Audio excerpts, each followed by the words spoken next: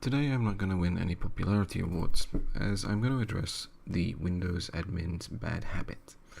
Now, we all know that security is a very important thing, and that without it we are effectively in a lot of trouble. And we know that we have best practices and checklists, and that if we don't do them, the health of our company is at risk. So as a result, we've often turned to our IT guys to protect us against the bad men. But in the process of doing so, we've made them the target as they hold all the keys.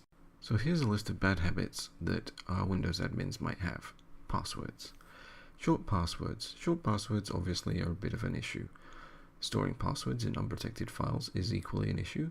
Passwords that don't expire is also an issue. And finally, lockout policies that don't affect admins.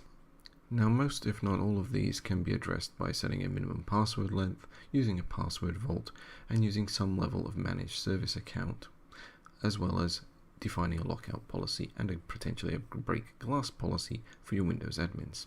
Next we're going to move on to what I would call account abuse. Now these are things that we do that we know are bad, but we do them anyway. Now here's a good example of the list. Using personal accounts for any form of cloud activity is a risk, as your personal account could be compromised.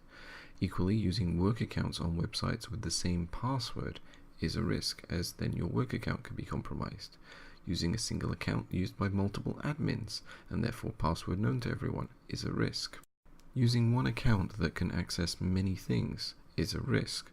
As an example, your Active Directory logins should not necessarily have Exchange admin or DB admin, and vice versa. Service accounts that are a member of the domain admins is equally a really bad idea. Moving on, number 3. This is where I call software abuse. This is something that a lot of companies are guilty of. Number 1 on the software abuse list is not doing updates, not authorizing software correctly, and putting free things on servers without considering the licensing agreement. Now all of those 3 bring me to point number 4, lazy/busy. Now in this rather chaotic and busy world that we live in, and I'm sure that we are all busy, there are a number of things that come up. And many people do this to save time. So as an example, disabling the UAC because it's annoying, disabling the Windows firewall because I haven't got time to troubleshoot that or find out what port my application's running on, and never looking at the event log unless there's a fire that's burning, aka someone is yelling at me.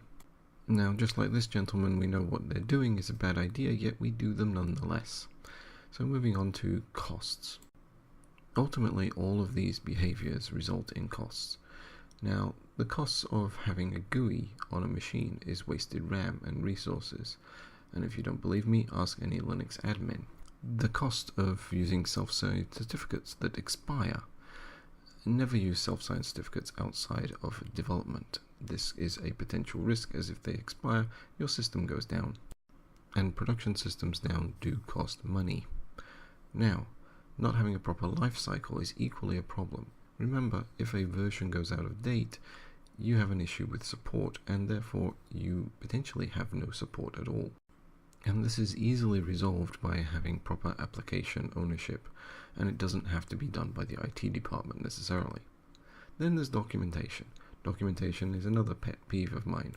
While documentation might not be the most exciting thing, no one ever got fired for having it, or creating it, and more importantly, your colleagues will probably never read it, so don't worry about sharing the information with them. Servers are not pets, so don't treat them as that. Treat pets as pets. These are pets. Servers are not. Servers are expensive cloud resources that should be switched off when not used, as otherwise you're running up a bill for all the CPU and memory that you're using just because it's turned on. And unless you have a really understanding boss, it's unlikely he's going to be happy about the bill at the end of the month. That brings us to the end of our list. If you liked this video, hit the like. If you didn't, you know what to do. And don't forget to subscribe for more content.